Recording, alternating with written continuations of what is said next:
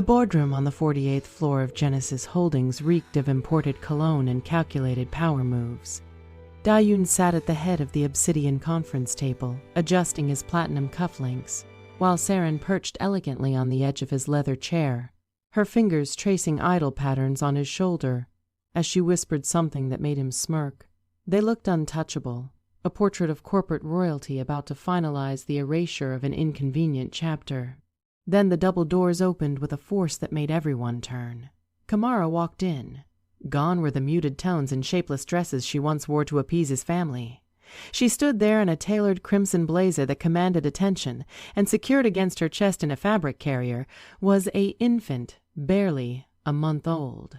The quiet murmurs died instantly. Saren slid off the chair, her expression shifting from amusement to confusion to something darker.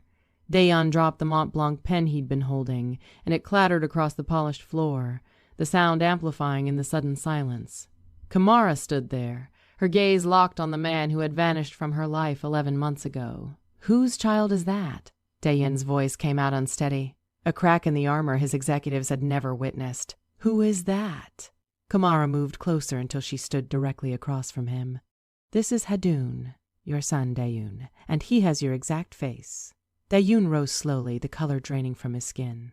"My son? You said you left. You disappeared."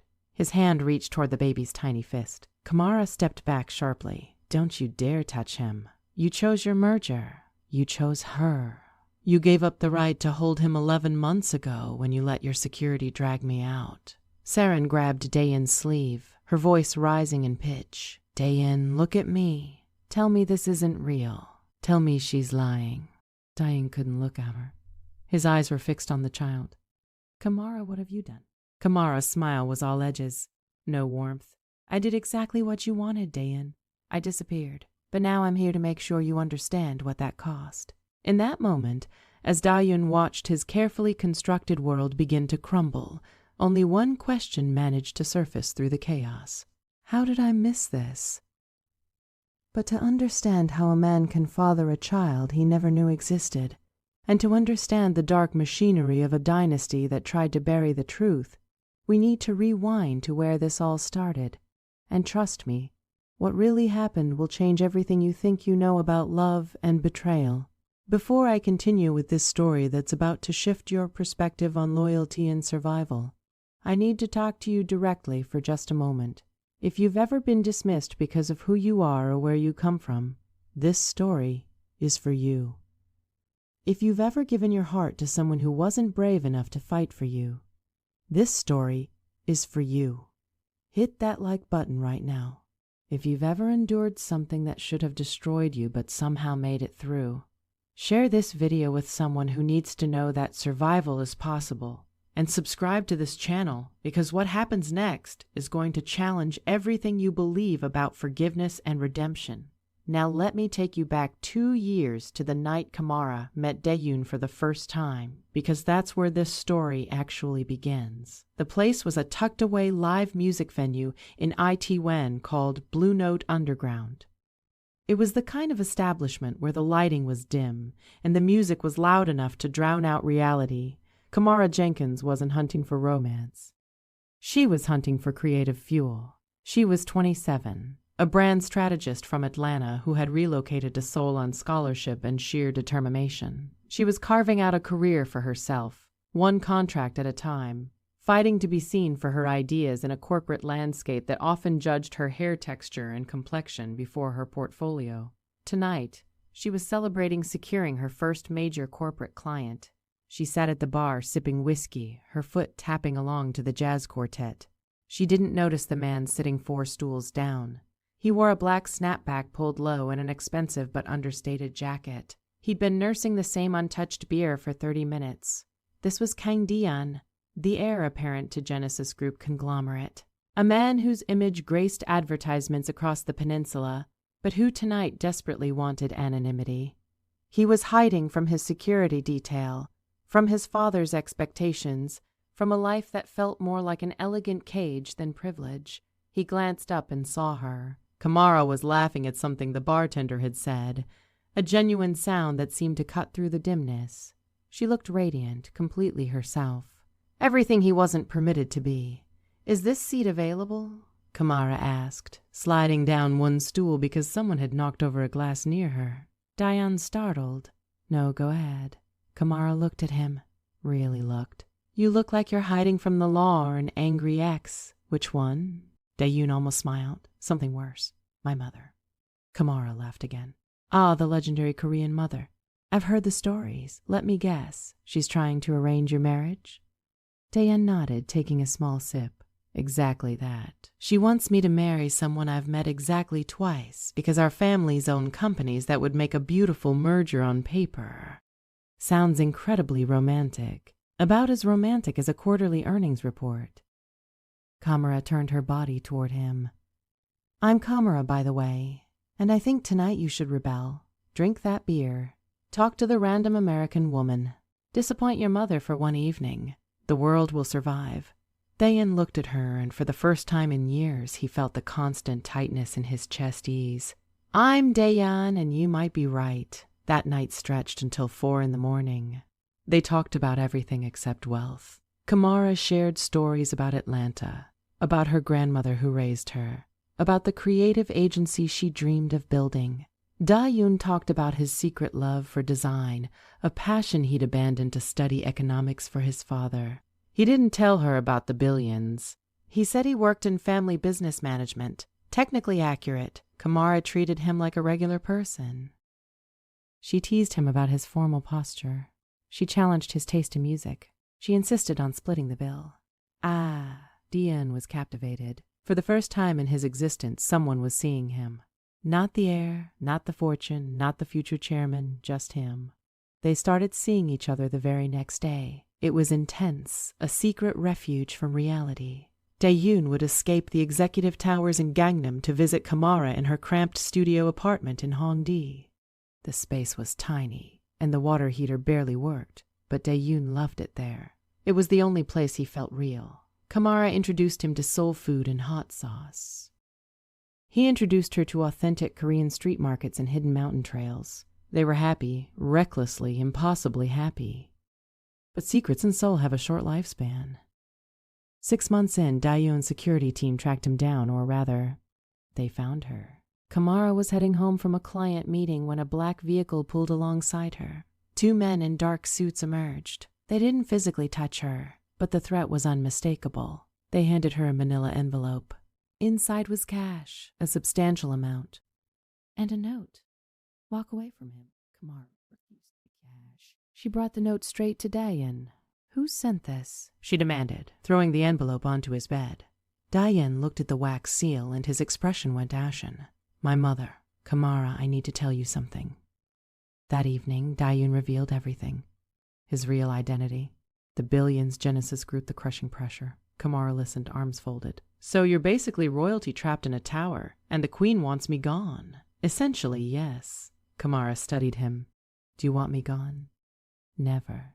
Dayun stood and took her hands. "Kamara, I've never wanted anything the way I want you. I don't care about the corporation. I don't care about the inheritance. I'll walk away from all of it if necessary." "Then prove it," Kamara said. "Marry me?" "Not someday, no, now." They eloped 3 days later. A simple civil ceremony with 2 witnesses, Kamara's college roommate, and someone Dayun knew from the music venue. No family, no media, just them. When Dayun's parents discovered what happened, it was nuclear. The chairman threatened complete disinheritance. His mother screamed herself hoarse. "How dare you?" she hissed at Dayun during a vicious confrontation at the family compound. "How dare you bring a foreigner into this bloodline? A woman with no pedigree, no connections, and look at her skin. What will society think?" Dayun stood, gripping Kamara's hand. "They'll think I married for love, something you and father have never understood." He walked out, pulling a frightened but proud Kamara with him. For a year, it actually worked. They lived in a high-rise apartment Dayun purchased with funds separate from the family trust. Kamara's consulting practice flourished. Dayan worked relentlessly at the company, trying to prove he could be both a worthy heir and a devoted husband. But pressure is like water. It always finds the weakness. And the weakness in their marriage was Seren. Seren was everything Kamara wasn't. Korean, wealthy, connected. Her father controlled a logistics empire that Genesis Group desperately needed to merge with to prevent a hostile acquisition. She was beautiful in a cold manufactured way, and she'd wanted Dayun since childhood. She entered the picture gradually, a business lunch here, a charity event there. Initially, Dayun brought Kamara to these functions. But the stares, the whispered comments, the cutting remarks in Korean that people assumed Kamara couldn't comprehend wore them both down. Kamara stopped attending. "I'm exhausted from being examined like an exhibit," she told him one evening, kicking off her heels. "You go represent the company. I'll stay here and build my business." That was the fatal mistake, the crack that would become a chasm. With Kamara absent, Dayun was alone with Saren, and Saren was strategic. She didn't directly attack Kamara. She simply made herself essential. She assisted with the merger negotiations. She smoothed conflicts with the board. She became his consultant. She whispered poison disguised as concern. "Does Kamara truly understand the pressure you're under, Dien? Does she really belong in your world? It must be exhausting constantly explaining everything. You need someone who understands the weight of legacy." Dayun started arriving home late. He started smelling like expensive perfume. He became irritable, critical. "Why is the apartment disorganized? Why are you wearing that? Why can't you just be more?" He never completed the sentence, but Kamara understood. More Korean, more like Saren. Kamara fought for their marriage. She prepared his favorite dishes. She studied business Korean to impress his family. She dressed the part, but she could feel him drifting, being pulled by the current of his family's expectations. Then came March 16th. Kamara had been feeling strange for weeks, nauseous, constantly tired. She assumed it was stress from the deteriorating marriage. But that morning, staring at the test in their bathroom, she knew. 2 lines. She sat on the tile floor and wept. Not from fear, but from hope. This was it. This was a miracle. A baby, a bridge between their worlds. Diane adored children. He'd always talked about fatherhood, about breaking the cycle of emotional distance his own father had created. If he knew she was carrying his child, he'd wake from this trance. He'd choose them. She decided to surprise him. She left work early and drove to Genesis Group headquarters in Gangnam. She carried a small wrapped box containing the test and tiny baby booties she'd purchased. Her heart pounded as she took the private elevator to the 48th floor. She rehearsed her words. "Daeyeon, we're a family now, a real family." The elevator doors opened. The receptionist desk was empty. The floor was eerily quiet. Kamara walked toward the glass-walled CEO's office. The blinds were normally closed, but today they were partially open, and there they were. Daeyeon sat on the edge of his massive desk. Saren stood between his legs, her hands resting intimately on his shoulders, her face inches from his. They were laughing, a soft, intimate sound that Kamara recognized because it used to be hers. Kamara froze.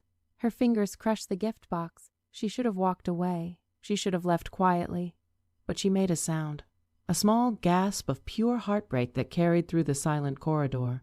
Daeyeon looked up.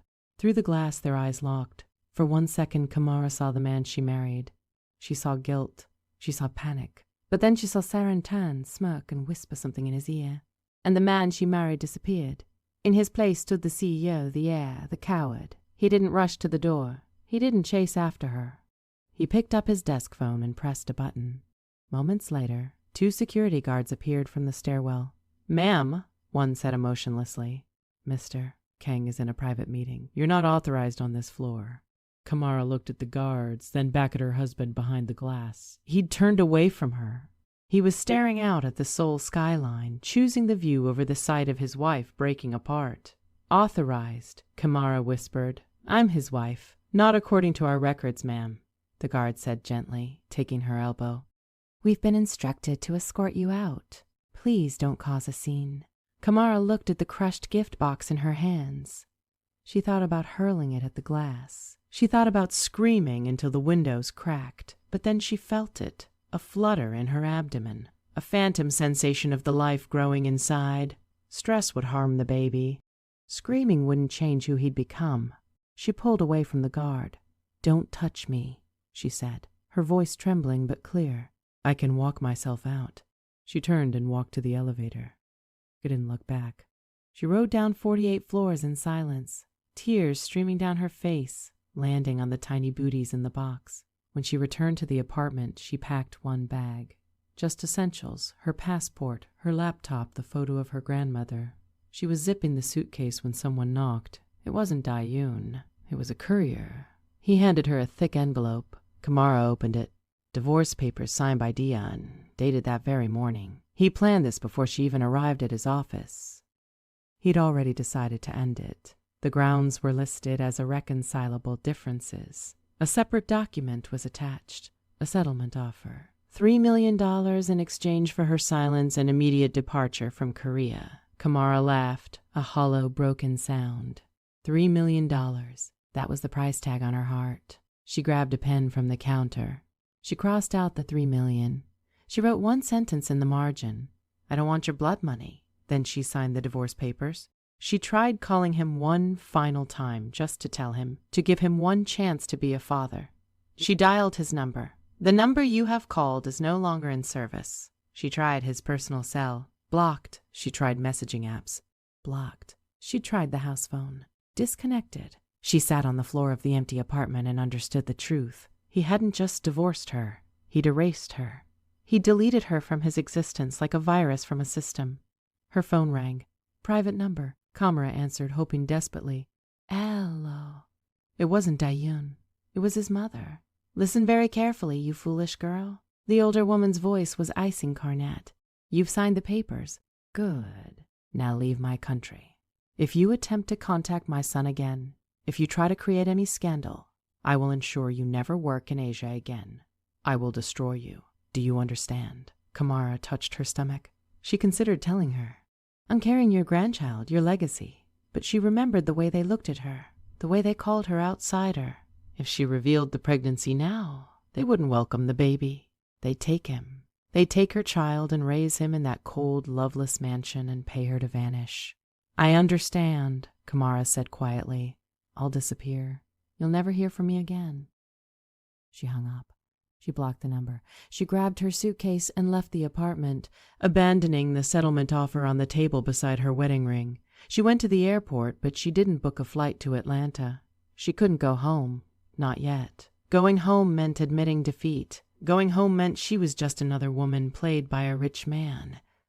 And Kamara Jenkins was not a victim. She was a survivor. She took a train to Busan, the port city in the south. She rented a modest studio near the water. It was affordable, drafty, and far beyond Genesis Group's reach. The next 9 months were brutal. She was isolated in a city where she knew no one.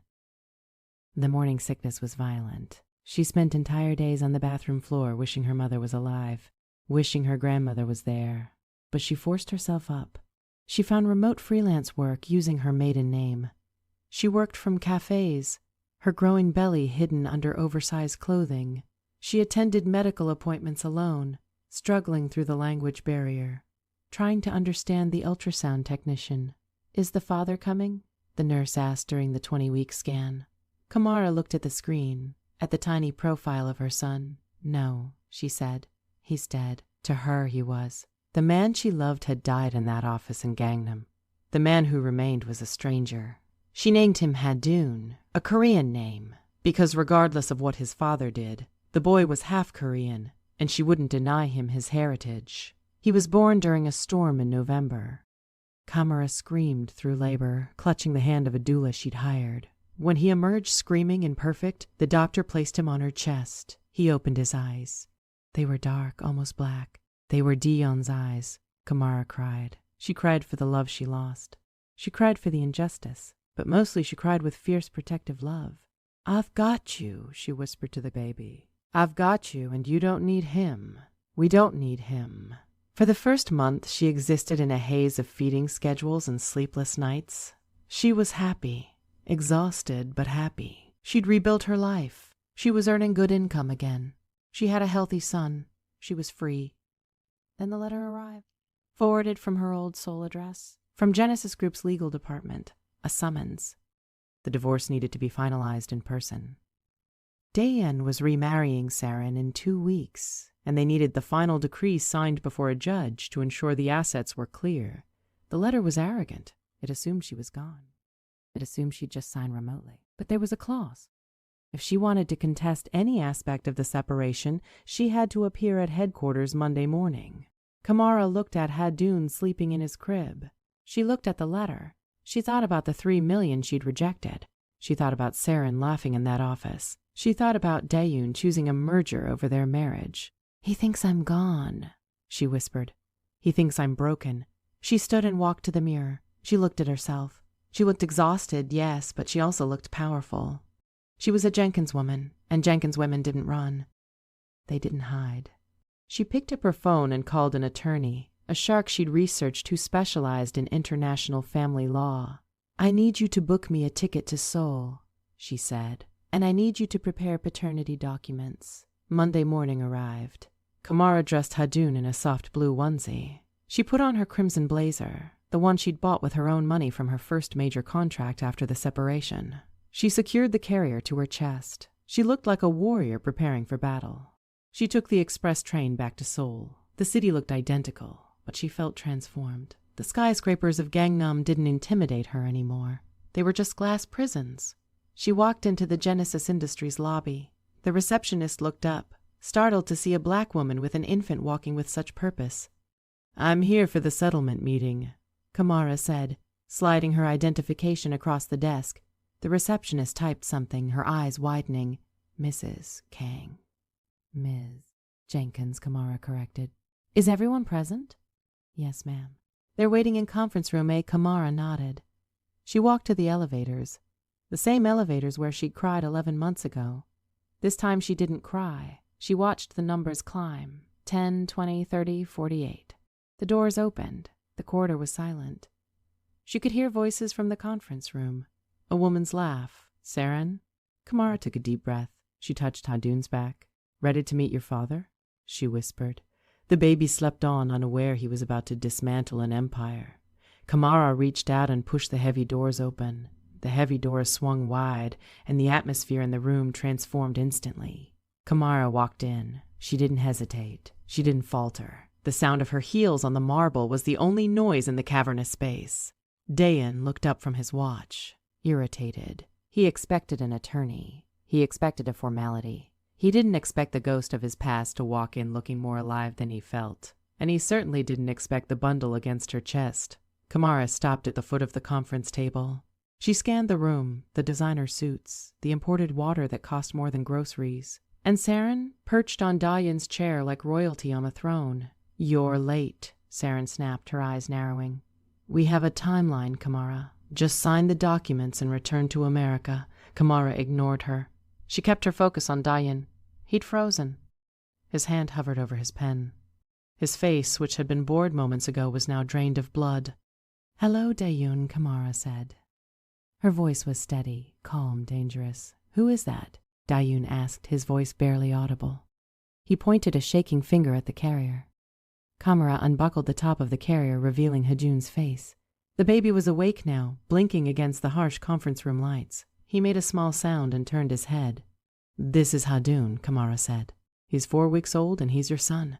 The silence that followed could have crushed steel. Saren stood so abruptly she nearly toppled her chair. Her face twisted into horror. "That's a lie," she shrieked. "That's a lie, Dayan. She's trying to trap you. There is no baby. You told me you were careful." Dayun didn't respond. He stood slowly, pushing back his chair. He walked around the table, moving like someone in a dream. He stopped 3 feet from Kamara. He looked at the baby. He looked at the hair, the skin tone, but then he looked at the eyes. The shape, the darkness, the exact angle of the eyebrows. "My eyes," he breathed. "He has my eyes." "Yes," Kamara said. "And unfortunately your nose too." Dayun reached out. He wanted to touch the baby's cheek. He needed to confirm this was real, not a guilt-induced hallucination. Kamara stepped back, sharp, immediate. "Don't touch him," she said. Her voice cracked like a whip. Dayun flinched. "Kamara, is he truly mine?" Kamara laughed bitterly. She reached into her bag and pulled out a folder. She threw it onto the table. It slid across the polished surface and stopped in front of Saren. "Open it," Kamara commanded. Saren opened the folder with trembling hands. Inside was a paternity test. 99.9% match. Father Kang Dayun. Mother Kamara Jenkins. "This is impossible," Saren whispered. "You left. You vanished." I was pregnant when I came to your office that day, Kamara said, looking at Dayun. I came to tell you. I had the test in a gift box. I had baby shoes, but you were too occupied with her to see me. You had your guards remove me. Dayun felt the room tilt. He remembered that day. He remembered her face through the glass. He remembered the box she was holding. He thought it was a farewell gift, a desperate attempt to reconcile. I didn't know, he stammered. Kamara, I swear I didn't know. Because you didn't want to know, Kamara cut him off. You blocked my number, Dayun. You changed your email. Your mother called and told me to leave the country or she'd ruin me. She said you didn't want a mixed-race child. Was that true? Dayun looked horrified. My mother called you? Yes. She told me the Kang bloodline couldn't be contaminated. Dayun turned to his attorneys. Did you know about this? Did any of you know? The lawyers looked down, shuffling papers. Mr. Kang, the chairman insisted all communications go through the family office. We were following protocol. Protocol? Dayun roared. He grabbed a water glass and hurled it at the wall. It shattered, spraying the expensive carpet with glass and water. You kept my son from me because of protocol. Saren grabbed his arm. Dayun, stop. It doesn't matter. We have a merger. We have a wedding in 2 weeks. This changes nothing. We can compensate her. We can establish a trust. Just get her to sign the non-disclosure. Dayun looked at Saren. He looked at the woman he was supposed to marry. The woman who fit seamlessly into his world. And for the first time, he saw her clearly. He saw the coldness, the ambition, the complete absence of humanity. He pulled away from her. Don't touch me. Saren recoiled. What? You knew, Dayun said, his voice quiet but terrifying. You were there that day. You saw her. You told me she was just after money. Did you know she was pregnant? I suspected, Saren shrugged, trying to regain composure. She looked heavier. But what does it matter, Dayun? It's a baby, a complication. Can handle it with money. That's what we do. Dayun looked at Kamara. She stood there holding his son, looking like a queen who'd just conquered a kingdom. She looked exhausted, but she looked dignified. She looked like everything he'd thrown away. Get out, Dayun said to Saren. Excuse me? Get out. The wedding is canceled. The merger is canceled. Get out of my office before I have security remove you. Saren's face turned purple. You can't do this. My father will destroy you. The stock will crash. You'll lose everything. I've already lost everything, Dayun said, looking at Hadun. Now get out. Saren grabbed her bag. She glared at Kamara. You think you won? She spat. You just bought yourself a lifetime of misery. She stormed out, slamming the doors. The room was silent again. The attorneys were frantically messaging on their phones, probably alerting the chairman. Dayun ignored them. He looked at Kamara. Kamara, he said. I'm sorry. Kamara shook her head. Sorry doesn't pay for the nights I slept on floors. Sorry doesn't pay for the birth I went through alone. Sorry doesn't fix this, Dayun. I know. What do you want? Money? Shares? Give you anything. I want a divorce, Kamara said, and I want sole custody. You can have visitation, but only on my terms. No nannies, no drivers, no mother. If you want to see him, you come to me. You come to my apartment. You learn to change diapers. You learn to be a father, not a CEO. Dayun nodded. Done. Just like that. Just like that. Whatever you want. Kamara looked at him skeptically. She didn't trust him. Not yet. But she saw something in his eyes she hadn't seen in a long time. Genuine regret. Sign the papers, she said, gesturing to the divorce decree. Dayun sat down. He picked up the pen. He signed the documents. He handed them to the attorney. File them, he said. And tell my father I'm taking a leave of absence indefinitely. The attorney's jaw dropped. But, sir, the board meeting? Cancel it. Dayun stirred. He walked to Kamara again. Can I see him closer? Kamara hesitated. Then she nodded. She turned slightly so he could see Hadun's face. Dayun leaned in. He smelled the baby powder and milk. He saw the tiny eyelashes. Hello, Hadun, he whispered. I'm your Appa. I'm so sorry I was late. The next 6 months were a collision of worlds. Dayun moved out of the family estate into a hotel near Kamara's apartment in Gangnam.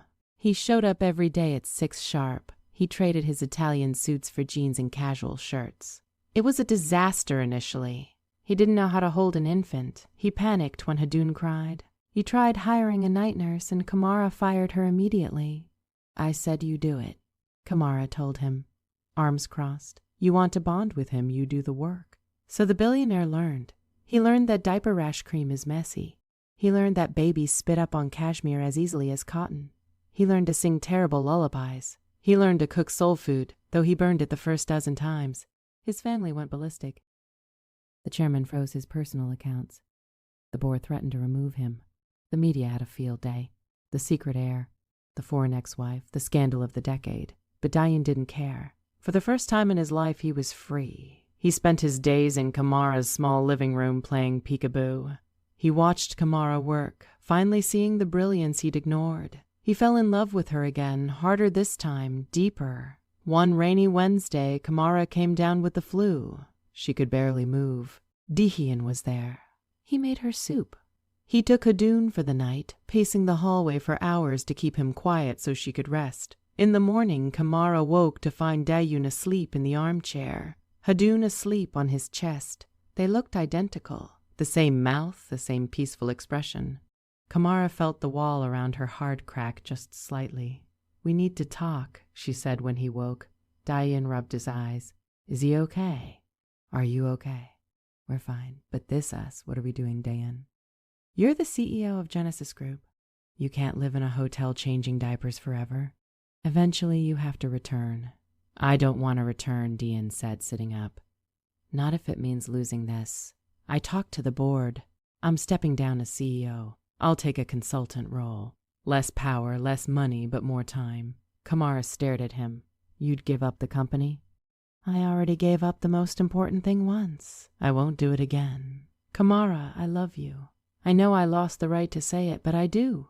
I love you more than the legacy, more than the approval of people who only love me for my position. He stood and walked to her. He didn't touch her. He just looked at her with complete vulnerability. I'm asking for a chance. Not to be your husband again immediately, but to date you, to court you properly. No secrets, no hiding, just us. Kamara looked at him. She looked at the man who'd fought his family for her. The man who'd cleaned up vomit without complaint. The man who looked at their son like he was the only star in the sky. She thought about being a Jenkins woman. Jenkins women were strong, but they were also wise enough to recognize when someone had truly transformed. Okay, she said softly. One date, Kamara said, holding up a finger. Dinner somewhere public. I'm done hiding, Dayun. If we do this, we do it in the open. In the open, he promised. A year later, they celebrated Hejun's first birthday. It was a Deljanchi, a traditional Korean celebration. Kamara wore a beautiful hanbok in emerald and gold. Dayun wore a matching one. They rented a banquet hall at a hotel in Seoul. The press waited outside, but inside it was just loved ones. Kamara's friends from Atlanta flew in. Dayun's few genuine friends attended, and in the corner, looking uncomfortable but present, were Dayun's parents. They hadn't fully accepted it. They probably never would. But Dayun had given them an ultimatum. Accept my family or lose your son and grandson forever. They chose to attend. It was a beginning. When it came time for the Daljabi, the ceremony where the baby chooses an item predicting his future, Hejun sat before the table. There was money, a stethoscope, a gavel, and a microphone. Hejun looked at all the items. He looked at the crowd. Then he looked at Dayun. He crawled past the money. He crawled past the gavel. He reached out and grabbed Dayun's hand. The room erupted in applause. Dayun picked him up, tears streaming down his face. Kamara laughed, leaning against Dayun's shoulder. I think he chose love, she whispered. Dayun kissed her forehead. He chose the right thing, just like his father finally did. The dynasty was different now. It wasn't built on cold calculation or bloodline purity. It was built on a messy, complicated, beautiful truth. And as Kamara looked around the room, holding the hand of the man who had shattered her heart and then painstakingly rebuilt it, she knew one thing for certain. The best legacy is the one you create yourself, not the one handed to you. If you loved this story of redemption and second chances, hit that subscribe button right now. Share this with someone who needs to know that it's never too late to fix your mistakes if you're willing to do the work. Drop a comment below telling me what you would have done in Kamara's position. Would you have given him a second chance? And remember, love isn't about perfection. It's about showing up even when it's hard, especially when it's hard. Because at the end of the day, the only currency that truly matters is the love we give and the family we choose to fight for. Thanks for watching, and I'll see you in the next one.